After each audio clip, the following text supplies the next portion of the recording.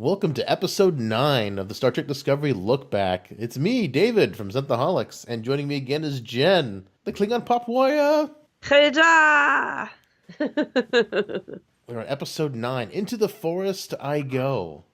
Ooh, man, this is the first episode where I finally 100% liked Lorca. Like a lot. I liked him a lot. I like him every single time he's on screen. Liked him a lot. Because he was oh God. He just he basically completely, his whole switcheroo behind Starfleet Command's back is yes. Also, I hated him a tiny bit, but I loved how well he understands Stamets in this episode, and he really understands what drives Stamets. And when it's the worst and the best thing that he could have done for him was basically showing him that astro chart of all of his jumps, all the jumps, and all of that data, and saying, look, just because we're doing it for this reason, all of these applications exist. And I was just like, oh no, he's gonna do it and he's gonna die. So looking back, what stuck out to you most this episode? Oh man. Anthony Rapp's pouty face. Oh my God, he has such the pouty face, and it's every other turn he's like, I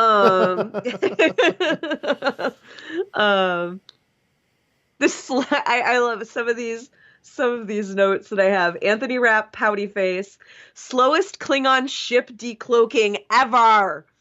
I love that decloak effect. And speaking of the Klingon ship, I don't understand when Michael was like, the bridge is bigger than 3 Starfleet vessels, and I'm like, the ship of the dead is big, but it's not that big, right? I mean, maybe bigger than 3 Federation bridges, but 3 Federation ships? That I don't think that's right. The loudest freaking sensors. For some people who are trying to be freaking stealthy on the Klingon ship, they chose the loudest possible sensors, and then they had these bright ass lights when they started to work. I was like, are you kidding me? You couldn't have made something a little smaller and a little bit quieter and maybe turn the freaking lights off? Or not make it speak in English, Federation drive thing online. Oh my God. Paint it Klingon colors or something. This was also, I loved this episode for Burnham's sort of, she totally gets Cole's motivations, and she totally has an understanding of Klingon culture and Klingon honor in this episode. And when she comes at him on that, what is the honor in just taking a ship, because the ship of the dead it was left there after everybody was destroyed on it, supposedly, and he just took it. He didn't fight for it, really, the way that Klingons would normally do. I love that. She knows all of the buttons to push to distract him and make him want to fight her. And I love that. Also, Ash gets a little, before he falls apart, he has a little moment of a little humorous moment when they're trying to figure out where the human life sign is coming from, and she's trying to break the door panel, and he's like, spent 7 months in a Klingon prison. He's like, let me do this. I'm like, hi, spent 7 months in a Klingon prison. I'm like, did he really just say hi? Did that just happen? Yeah, that's interesting. But why didn't he do that when Lorca came, if he knew how to hack the doors? Well, he basically smashed the panel that was outside the door. That's all he did. He didn't even really hack it. He just basically Granted, but when you get the opportunity being on the inside of the cell. Right. But So how does that translate to a useful skill? Useful knowledge. Yeah, you were on the inside of the cell, not the outside of the cell. It's true. And you didn't do it when you and Lorca broke out because you left Harry Mudd there. I don't know. I just thought it was a cute line. Yeah. It was cute, but it didn't make much sense. Nope. But I like how Michael's like, we can't leave anyone behind, because she feels the whole weight of the Klingon War on her. Right. And so, I feel like this, like, going above and beyond is gonna do a lot. And Cornwell's probably gonna be the one that fixes her sentence, since right. She saves Cornwell. Yeah, she's definitely living with a lot of guilt over what she did, even though at the time she felt like it was the best course of action. And it wasn't necessarily the wrong course of action either, but she did it completely against her captain's wishes, and then tried to take her captain out in order to do it. Well, killing Takuvma was a bad move. Right. And the whole reason they were there was to capture him, and then she just kills him just because she killed Giorgio. I'm like, that's a little bit revengey and self-fulfilling prophecy. I did like the fact have we ever actually seen the back of a comm badge before? And we see the back of a comm badge in this episode and I love that, like, there's the name and like the ID, their military ID number or whatever, like on the back of the comm badge. I was like, oh, dog that's tags. Awesome. It makes perfect sense that the comm badge would be like the dog tag, but I was also like, that's so cool. Yeah. Such a silly thing, but I was like, oh. And I love the way he kept that, like, memento, like Cole, like, held onto that thing. I want to know where he found it, because he wasn't there when they ate her. Like, right? Did he? Like, did Vok just keep it as a trophy? And he took Vok's trophy. Like, well, how did he get that? Because I just can't imagine Klingons keeping track of anything. You know what I mean? Like, something that small. Takuvma was dead. Takuvma didn't take it. Like, yeah. But it was fascinating, the fact that he had it. I'm like, why does he have that comm badge? Also, he had that comm badge and he was holding on to that comm badge. At any point, like, as long as he was decloaked, they could have just freaking brought him, like, beamed him aboard Discovery. Well, it's not in TOS era. It's not a comm badge. It's just a. That's true. It's just a Delta. It's just the Delta. Because they're communicators to flip. They've got the flippy ones. You're right. Yeah. My bad. My bad. Although, to be fair, I think it would make a whole lot of sense if there was some kind of piece of electronics in there. Right. Because I swore that there was something that was like, we're not getting any life signs, so we can't beam her aboard. But how did they know, when Giorgio died, like, how did they know they weren't, where were they getting those life sign readings from? I think the uniform gives you life sign readings, because the same thing in, I know this is Kelvin universe, but whenever the Kelvin's captain goes over to talk to Nero, they're like, they're monitoring his life signs, and I assume it's through the whole uniform monitors them. Uniform. I don't know. Seems a little far-fetched to me. I don't know. I mean, they're talking about, like, biometrics. True. In our clothing in the next couple of years that could automatically call 911 if we get, like, in a car accident and no one's around. Or our clothes could call 911 for us. Crazy. Freaking crazy. Future is now, man. I just got an Instant Pot for Christmas, and it's basically like a modern day replicator. Like, it makes food so fast. That's awesome. I have a note here. When they started the jump sequence with Stamets to, like, map out everything after they got the sensors on board, I got chills on my rewatch watching the crew work, like, as they're pulling out those tubes and pushing in the next one and, like, working through that, and then, like, watching the ship start to make its jump pattern. Like, I was just sitting there like, oh, this is awesome. Like, and what they were trying to accomplish. Like, I don't know what it was, but it really, like, I got goosebumps watching it all go down, and, like, watching that plan kind of work, like, as everything fell into place the way that they wanted it to, with getting the sensors online, even though even though no one on Discovery knew what was going on their side. But those sensors going online and them being able to like, okay, here we go, let's start. Like that whole sequence was really like, woo! It was Here really we well go. done and really exciting to watch. They do all those jumps, and I'm like, wow, it's pretty crazy that they're doing Oh. all these micro jumps, and he's like, just taking it. And then The and we sport got like chamber. we got a really nice moment between Hugh and Stamets, Dr. Culver, right before he goes in. And I was really like, oh, so he talks about going to an opera house. I don't know if we can go. There's this go see this little opera house in a production of La Boheme. I believe both Anthony Rapp and Wilson Cruz performed in Rent on Broadway. And Rent is a modern day version of La Boheme. And so I was like, oh, look at them making a really cute Rent reference right there. Like it was. Yeah, lots of fun things like that in this, and I like how they're doing a little bit more pop culture-y stuff because usually we don't hear much about pop culture in Star Trek. Right. Like in the Harry Mudd episode, Tilly's like, "Oh, I'm into musicians," and I'm like, "I didn't know musicians were still around in the future because we've never heard of them. They've never been referenced. I mean, we knew people play instruments, but they always played classical Right. music Right. And I love the fact that when they play classical music, they're playing classical music that's like classical era music to us." to us.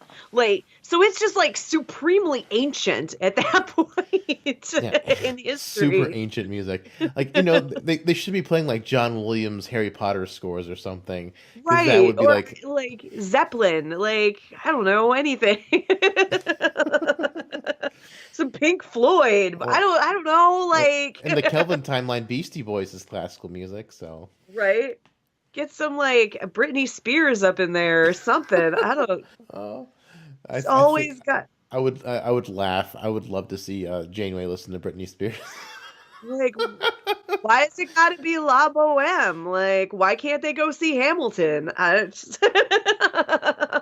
Yeah, but at least we got some pop culture reference in Star Trek, which we Right. almost never get, which is interesting. It's always like classical to us, or Yeah. like even the holodeck sequences. Janeway always goes back to Elizabethan era type thing. She loved her. She actually, whenever Janeway goes back, her little hollow novel thing reminds me of like Jane Eyre or something like that. It's Yeah, like dark Victorian. Like, I was like, of all of the things to choose, hmm. yeah. I think that's all royalty free, so they can do it. Yeah. I think that's what it comes down to, really. Probably. Yeah, that's. Oh man, we had a really nice I thought the handling of PTSD between Ash and Cornwell in the room. I thought that was she's just trying to talk him down and walk him through it. Was a really lovely moment and sort of that acknowledgement of post-traumatic stress. I can't believe I didn't write anything down. Nothing. I'm like flipping through here. I'm like, no, I have one page here. And I didn't write a single thing down about what did you do to me? Like when he finally confronts Laurel. But Well, I actually messaged you last night because whenever he goes and visits her in the brig, yeah, the last thing she says to him is soon. And I'm soon. like, what does that mean? What does it mean?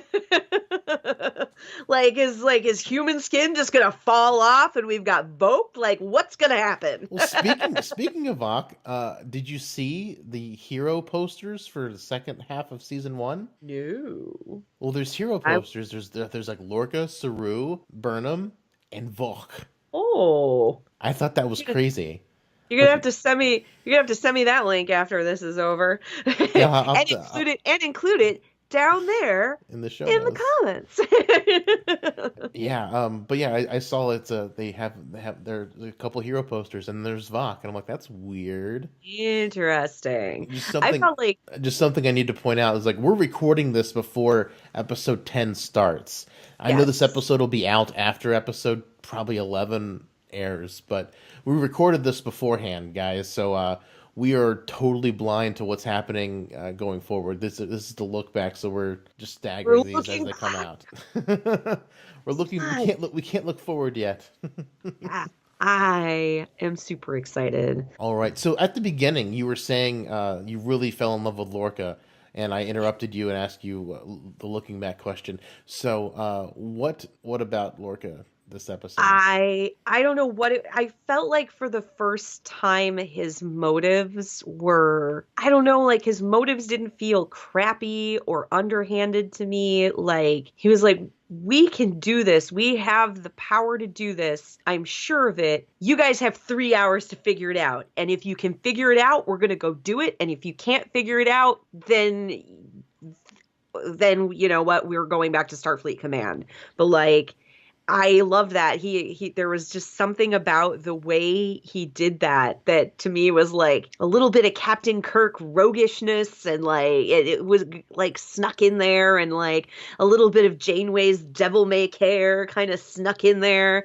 It was I don't feel like Picard would ever do something like that. No. But I was just kind of like, there was this, like, we can do this if we all work really hard. We've got a few hours to figure this problem out, and then we can go for it, or we can just keep going to our destination. And I loved that. And you know, and then that's also when we find out that Stamets is not doing well. We knew Stamets wasn't doing well, and last episode, right? And we've kind of seen him getting it's like he comes out of the machine and he's like drunk. And so, you know, we go into that scene then with him and with Lorca and Stamets, you know, that I talked about earlier too, where, you know, it's like he knows what pushes Stamets and what's been pushing him to do what he's been doing. And he has been collecting the data on it. You know, he hasn't been publicizing that, but he's been looking at it and trying to decipher it. And he's like, and I just love this. He goes, you know, we have to win this war, and then the adventure continues. Like, so that idea, you know, it's like, we've got to win this right now, but we can take what we've learned after we win this war and look at what we can do with it and think about what we can do with it. And that's exactly the right buttons to push with Stamets. He's a scientist, and he wants to push those boundaries. And but we get so much Anthony Rapp pouty face in this episode too. Like every time somebody tells him he can't do something, he's just like,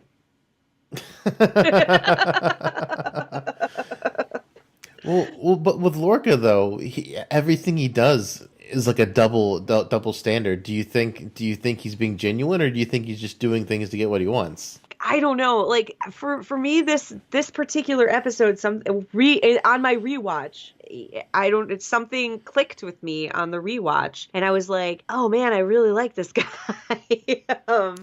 And I don't know what it was, just that I feel like it was that moment where he just said, he goes, we can try to do this and let's see what happens. And, you know, if we can figure it out, we're going to save the freaking Federation. And if we can't figure it out, we're no worse off tomorrow than we are right now. Like, you know, it was kind of the vibe that I got. And so I was like, yes, problem solving. Yes. One big thing that I did not notice on my first watch through is at the end, when Lorca's talking with Terrell, he tells them it'll be 11 hours before they send them the refined version of how to detect the Klingon cloak. Oh.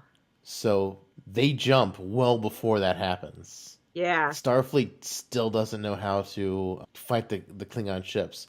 So there's still hope that the war is still going on afterwards. Because I was scared the war would have been pretty much over at this point. Because Cole's dead.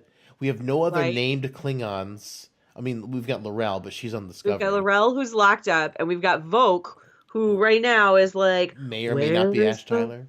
Right. but if he's not Ash Tyler and he's rising up somewhere in the Klingon Empire, that could be interesting.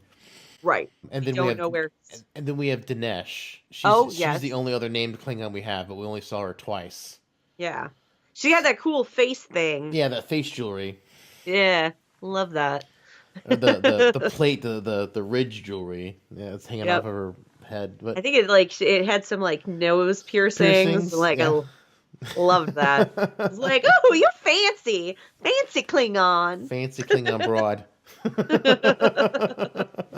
But yeah, she's the only other named Klingon that we know of that's still in the Klingon Empire for sure. Unless she's died. We don't know. We haven't seen her. Right. So we haven't seen Dinesh since Lethe. So we don't know what's going on with her. Right.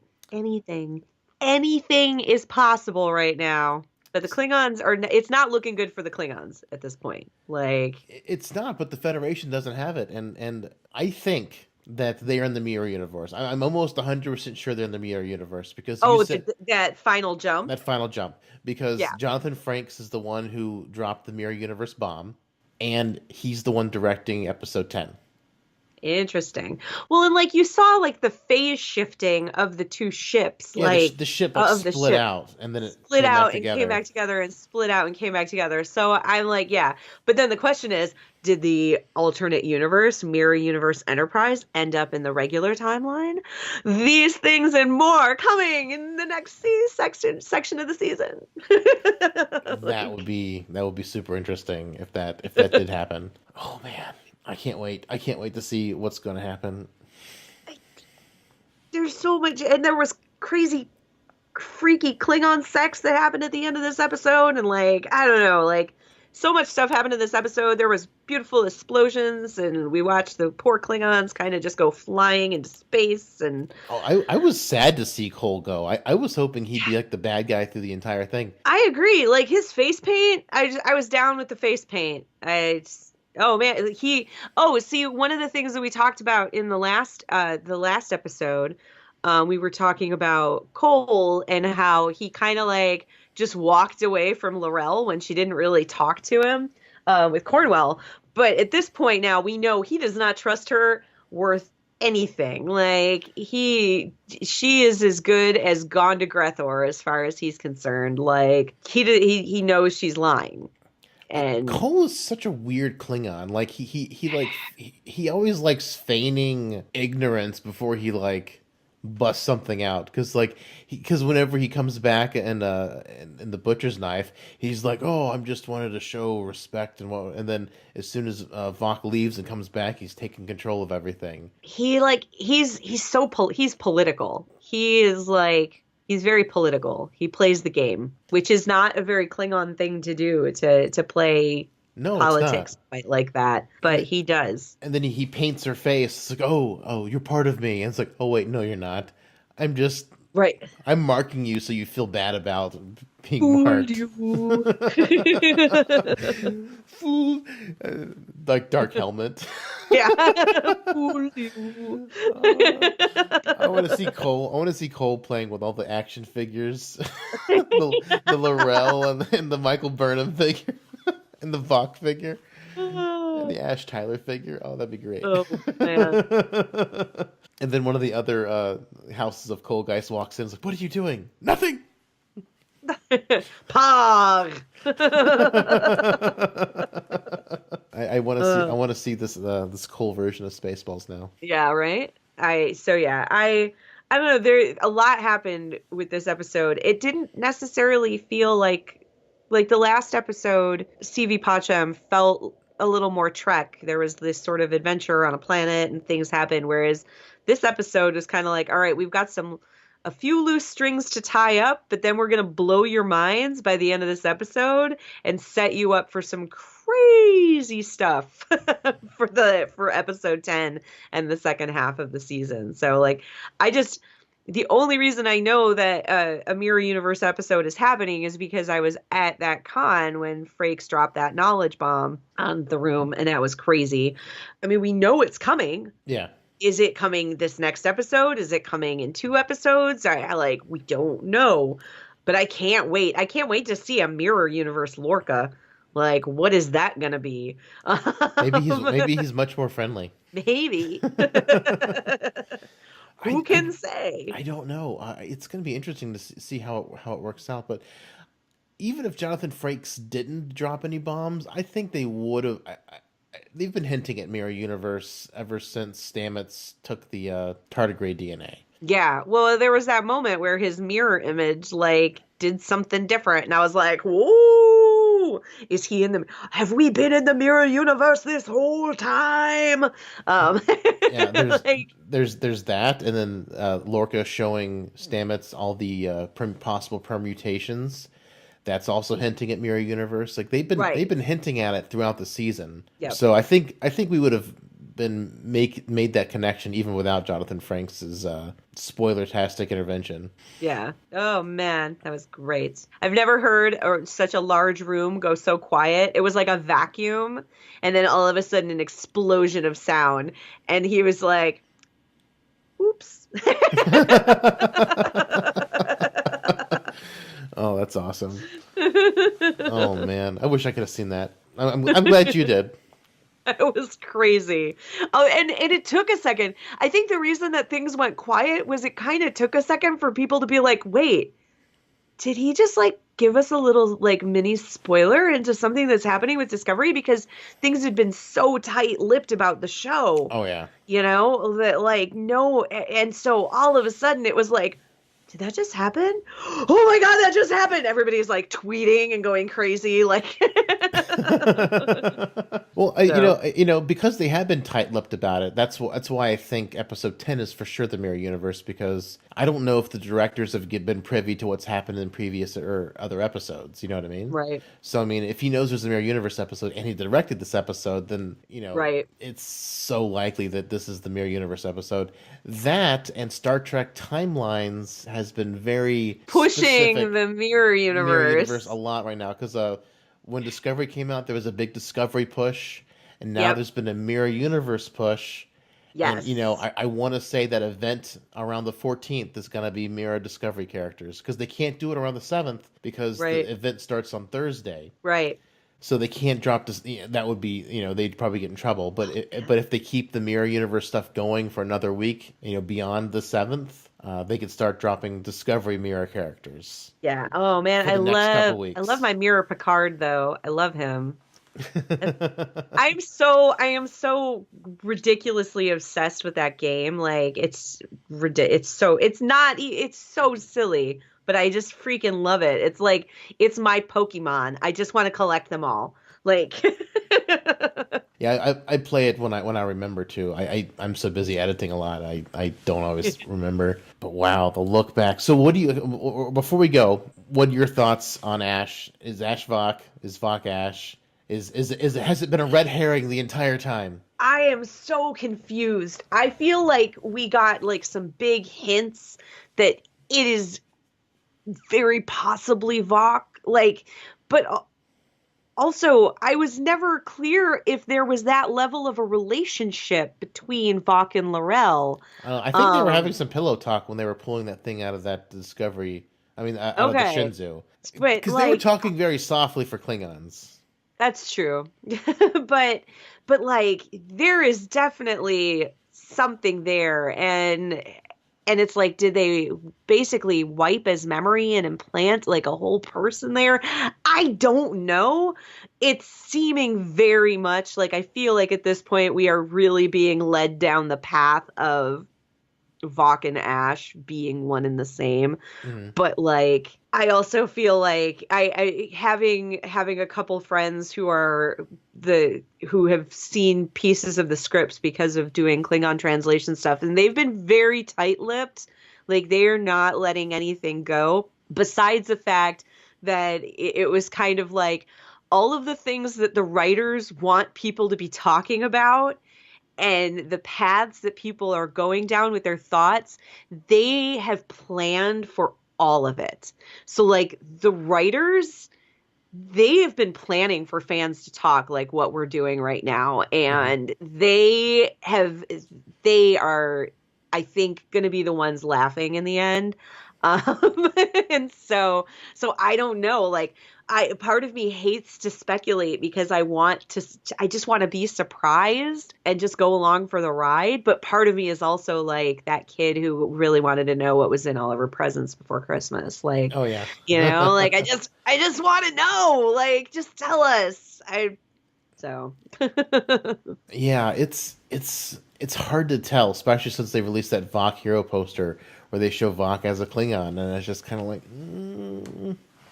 Well, I mean, It's kind of making me, it's reminding me a little bit like right now, like, did they do like a Seska where like Seska turned herself into went from Cardassian to Bajoran, but like that would be such an extreme makeover.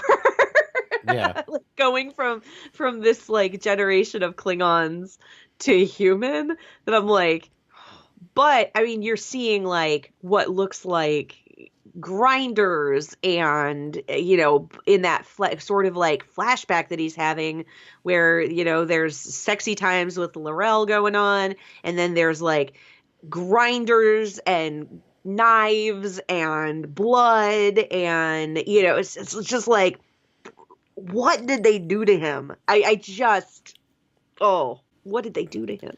I just if he's not Vok, I just don't understand what Laurel sees in a human, because the whole Klingon Machtak judge, like sleeping with a human, especially if you're a female Klingon, that could be like, why would you muddle the race whenever you're talking about Klingon Machtak judge? And to Kuvma and sort of even though he took in the castaways of his people to his ship, and his house, there was still very much a thing, like it was about purity. It was still always about like, we are Klingon and we are going to stay Klingon, and we want you out of our space, and we want nothing to do with you. They end that first episode where he's like, we come in peace. But, like supposedly, they just want to exist. And so, yeah, I find it very hard to believe that she would have, screwed around with a human based on her allegiance beliefs. to Kuvma. Yeah. Right. And the only reason it would make sense for her to be so attached to Ash if he is the vessel of Vok. Right. If he is the vessel, if he's holding the essence of what Vok is, then, it's part of her worship or whatever.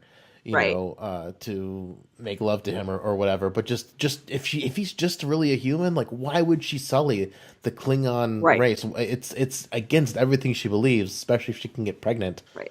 Unless it's some kind of weirdo psychological torture and it never happened. Like, who knows? I mean, like, there's definitely the aspect of, like, a sexual abuse plus torture equals you're breaking the person faster and better.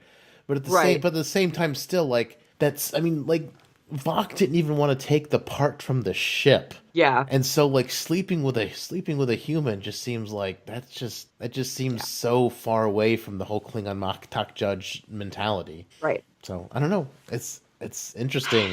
And we're gonna find out this Sunday, which will be 2 Sundays ago, probably by the time you hear this. At least. So we'll find out. So, Jen, how can we find you on the socials? Oh, KlingonPopWarrior.com. I'm on Bandcamp. You can find the Klingon Pop Warrior on iTunes, Google Play, Amazon, and Bandcamp. And you can listen to stuff on my website. And I'm on at Klingon Pop on Twitter, and I'm on Facebook.com/Klingon Pop Warrior. I'm pretty easy to find. Yeah, check out our music. It's absolutely amazing. I listen to it all the time. I love hearing the songs in the original Klingon. Katloku. All right. And for Synthaholics, you're already on our YouTube channel. Please hit the subscribe if you're not already subscribed. Hit the bell icon so you never miss a look back or a drink video that we try to put out on the weekly basis. Check out our Facebook group, facebook.com/group/Synthaholics, where you can join in the conversation. It's a lot of fun. Or you can join in the conversation in the comments below. That's always acceptable and nice to see. Well, thank you all so much for watching. Thank you so much, Jen, for joining me. It's been a lot of fun. For you're begin the look back and ending the first chapter of the look back, so I really appreciate the time you took to talk with me. Thanks for letting me bookend. It's fun. Oh, live long and prosper, one and all.